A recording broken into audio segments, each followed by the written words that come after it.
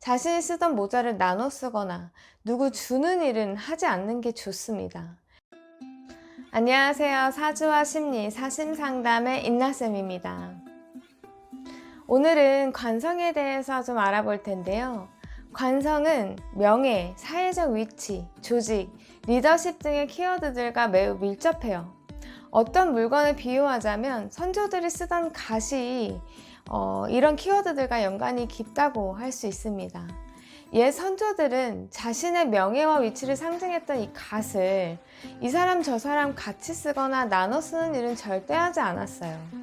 갓을 현대적으로 보면 우리가 자주 쓰는 모자로도 볼 수 있는데요. 자신이 쓰던 모자를 나눠 쓰거나 누구 주는 일은 하지 않는 게 좋습니다. 이유는 내 갓, 내 모자를 주는 행위는 내 명예와 사회적 위치를 나눠주는 일이고, 좀 극단적으로 말하면 내 명예를 버리는 일과 비슷해요. 오늘 말씀드릴 관성이란 십성은 옛 선조들이 쓰던 갓의 의미와 비슷합니다. 사주에서 말하는 십성 중에서 관성은 어떤 작용을 하고 있는지, 어떤 심리를 가지고 있는지 한번 알아보겠습니다. 내 사주 보는 법은 지금 이 영상에서 자세하게 설명하고 있으니까 참고해 주시면 됩니다. 내 사주에 정관 혹은 편관이 있다면 오늘 말씀드릴 내용을 잘 숙지하시고 자신에게 대입해 보세요. 잘 쓰고 있다면 그대로 쓰시면 되고, 안 좋게 쓰고 있다고 생각이 들면 오늘 내용을 토대로 한번 돌아보는 시간을 가지시면 좋을 것 같습니다. 사주에서의 관성은 남녀 불문하고 조직에서의 어떤 위치, 통솔력, 리더십 이런 키워드들과 연관이 깊은데요. 육친적으로는 성별에 따라서 해석되는 부분이 좀 다릅니다. 남자 명식에서 관성은 자식을 뜻하고, 여자 명식에서는 남자친구, 남편, 이성운을 관장하는 육친을 뜻합니다. 정관, 편관, 이 관성이란 십성은 남녀 불문하고 매우 중요해요. 오늘은 육친적 적용보다는 정관과 편관의 성향과 심리에 대해서 말씀드려 볼게요. 관성은 일단 정관과 편관으로 나뉩니다. 우선 정관부터 한번 살펴볼게요. 정관 자체로는 좀 고상한 분위기, 품격 이런 것들을 지니고 있습니다. 겸손하지만 사람이 단단함이 있고, 정리정돈, 깔끔함, 규칙, 규율 이런 키워드들을 편안하게 받아들입니다. 또 좋아하고요. 뭔가 우아하고 침착한 태도가 있는 정관은 깊고 고요한 물처럼 이렇게 안정된 심리가 있습니다. 심리가 안정적이고 차분하다 보니까 자기 통제력 또한 좋습니다. 딱 자기 할 일이 잘 정리되어 있어서 우왕좌왕하는 일이 잘 없어요.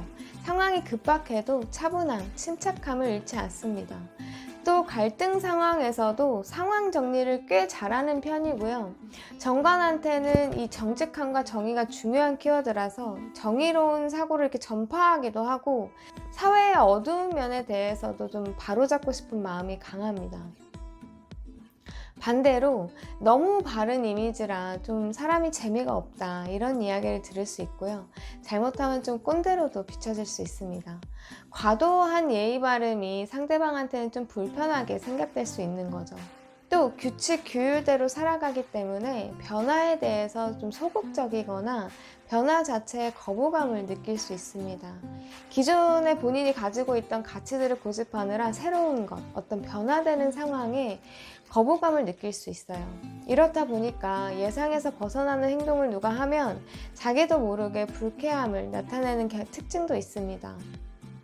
또 지나치게 남들의 평가에 얽매이는 부분도 좀 단점이라면 단점일 수 있는데요. 이런 부분들 때문에 자신을 지나치게 제한하거나 스스로에게 너무 엄격해질 수 있는 부분이 정관의 안 좋은 모습이라고 볼 수 있어요.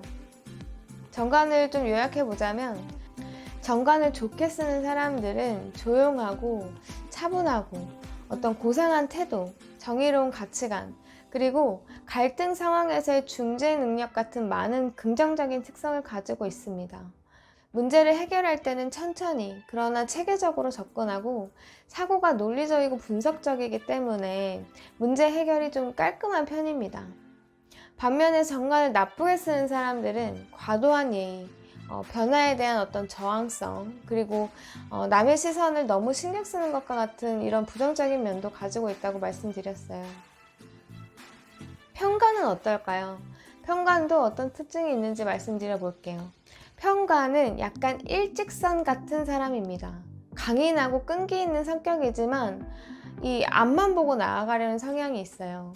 이러한 특징은 좋게 말하면 이게 진취적이다, 끌고 가는 힘이 좋다, 이렇게 긍정적인 측면으로 해석될 수 있는데, 이게 과해지면 외골수적인 어떤 공격적인 이런 부정적인 측면으로도 해석되기도 합니다. 편간은 강인한 성향이라 어떤 어려움이 닥쳐도 잘 흔들리지 않아요. 그리고 그 강인함은 되게 본인이 목표했던 그 목표를 달성하는데 굉장히 큰 도움이 됩니다. 또 자신에게 주어진 임무에 있어서는 상당히 능동적이고 이 적극적인 태도를 임하기 때문에 만약 기회가 주어졌다면 이걸 놓치지 않고 잡아낼 수 있는 능력도 뛰어난 편이에요.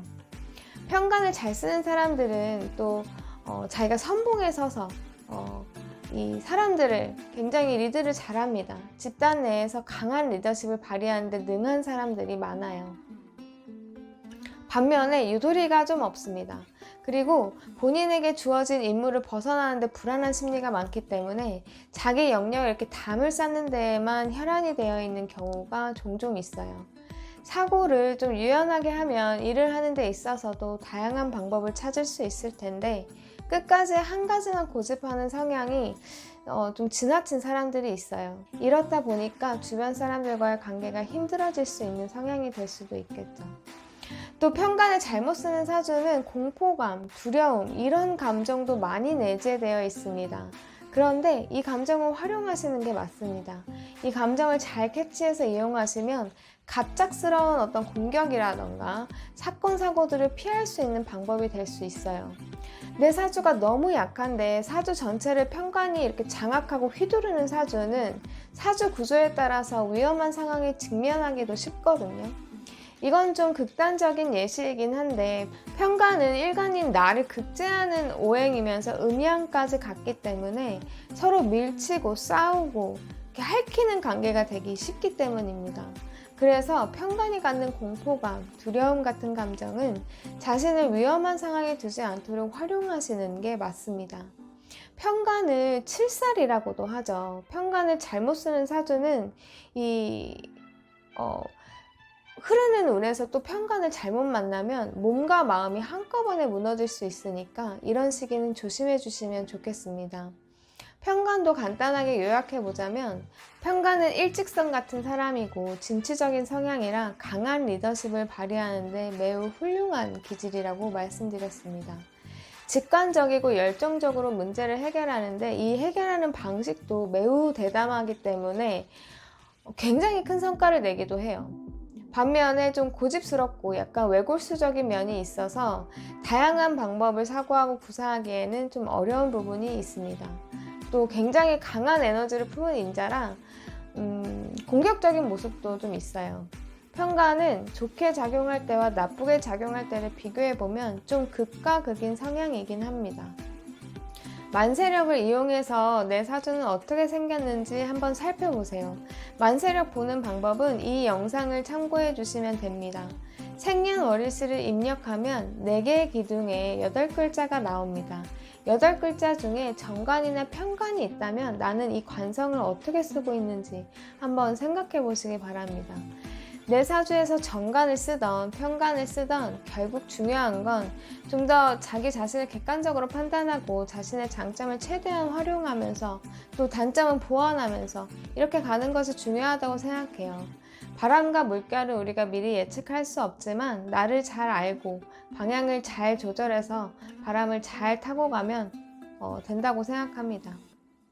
오늘 이 내용을 바탕으로 스스로를 성장시키고 발전하는 데 주력하면 좋을 것 같습니다.